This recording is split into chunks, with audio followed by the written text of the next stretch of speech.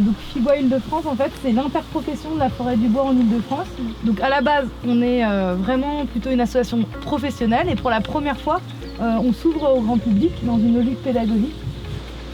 La parcelle là fait 25 hectares qu'on a réservé pour un projet avec plusieurs aspects. Un aspect de maintien de la biodiversité. On va vous expliquer, notamment en partenariat avec la LPO et un apiculteur, comment on voit le maintien de la biodiversité dans une parcelle qu'on exploite. Là, ça c'est la maison des abeilles.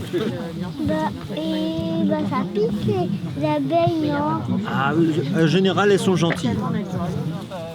On a décidé d'un partenariat original avec des associations de défense de l'environnement pour montrer qu'on peut concilier l'exploitation rationnelle et moderne de la forêt avec le maintien de la biodiversité. Et je pense que la forêt a plusieurs rôles. A un rôle bien entendu de protection de l'environnement, a un rôle de production de bois, mais aussi un rôle sociétal où le grand public vient découvrir la vie forestière.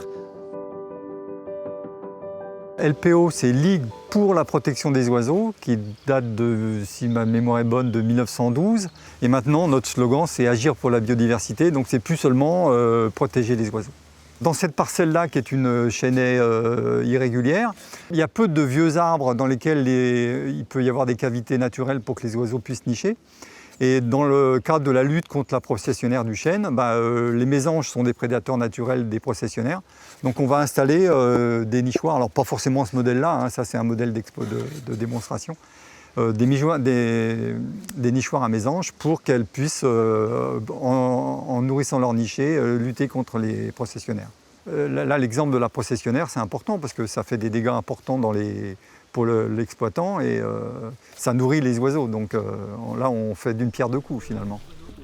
Et après, on espérera d'étendre, si ça marche, à toute l'Île-de-France et dans un troisième temps à la France entière. La futaie de chêne.